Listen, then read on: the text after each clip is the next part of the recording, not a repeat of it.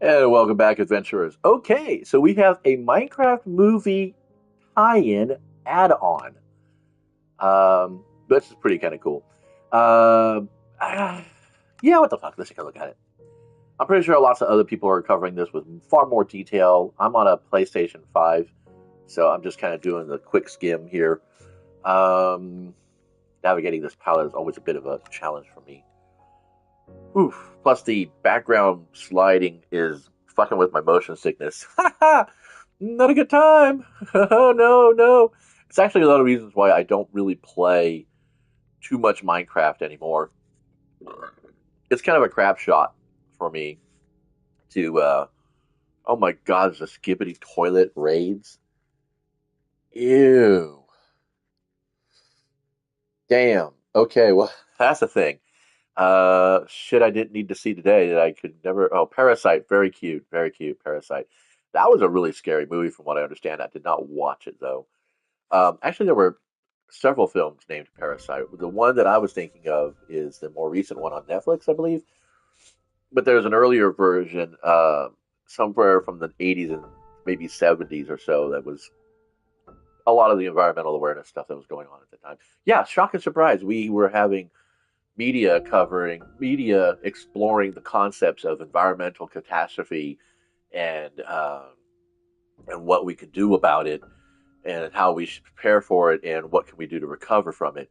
Um, Towering Inferno was more of a kind of a adventure thriller, but you had a film like Earthquake, which was all about San Francisco and the next big earthquake that was due to happen, which kind of technically happened in the 90s. I was working uh, in the Mid Valley area around that time, and we felt it. It was actually, rattling coffee cups and knocking over product from the shelf as far in as the valley. So that was pretty intense. Anyway, the shit that the '80s kids lived through, man. You millennials are just dealing with Donald Trump. I feel for you. I'm jealous. Any case, so yeah, Minecraft movie tie-in. I have some very mixed and mostly meh kind of reactions to this. I am okay with CGI being part of a animated feature or in interpreting a story world, but this and I'm okay with the mix of human actors, real actors with CGI. Although I don't know, I can't call CGI live action. Okay, I'm sorry. When more than half your film is going to be shot in a volume with computer generated assets, it's not CGI. It's just another form of animation, believe it or not. Stop motion, even possibly animation. I mean, that'd be like calling stop motion animation live action because it's practical props most times, actual puppets and settings. But that's all semantics, really, when you think about it. So let's go ahead and log into my world real quick and see what's going on here. Um, I guess I failed on the save. That's kind of sad. I have a survival world here that I started a while back. Let's check this one out. Anyway, I've gone ahead and decided to go ahead and reinstall Destiny, and the only reason being is because I like doing the patrols and I like doing the lost sectors. And as a free-to-play gamer without PlayStation Plus, that is essentially what's happening. So, yeah. Oh, I think I have this one on peaceful. This is my actual world, but I think it's on peaceful right now. Why was I doing it on peaceful? I must have just been trying to explore this cave. It's like the biggest cave that I have in the area. It's actually not too bad. But yeah, so right now in the background, I am reinstalling Destiny just to go ahead and play a little bit. And the reason being is that I don't want my muscle memory to atrophy with the game's mechanics and playstyles. I don't plan to go back into PvP. I don't plan to get PlayStation Plus. If I have to, for some reason, get PlayStation Plus in order. Wait, yeah, this is my world. If I have to get PlayStation Plus in order to play the Vanguard operations, the solo ops, then I might get it for a month just to try it out, and then after that, probably, if I'm not completely overwhelmed with excitement, I probably will go ahead and just let my PlayStation Plus lapse one more time and just probably give up completely on Destiny at that point. I am a single player gamer. I'm actually thinking about, once Destiny's installed, reinstalling my Skyrim game and seeing if there's some way to disable the Dawn Guard app before things go nutty. Yeah, I don't understand this one. Oh well. Anyway, that's about it. Just a quick update, kids. Wanted to keep it fresh for a little bit. Yeah, I have, like I said, I have some pretty mixed opinions about the Minecraft movie. On the one hand, I am, as a nerd, as a fan of Minecraft, but not like a deep cut fan. Um, I couldn't name you even a third or a fifth of the number of developers, except for Jens and, see, there you go. And they're not even developers. I think they're mostly just community reps. But yeah, that's gonna bug my brain out until I find out who that other person is. I really see.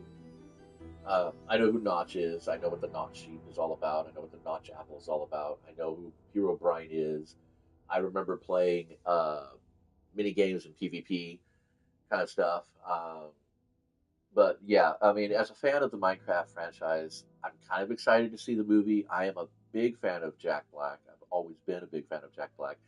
He can be a little bit extra in his roles, but I mean, no more so than Malcolm Dafoe could be extra with his facial expressions, and all of it is meme worthy. But and I'm not a and I like Jason Momoa. Been a fan of his for quite some time. Uh, did not watch any of the Aquaman DC stuff. I don't know, just not a real not the big a fan of movies, for comic book movies.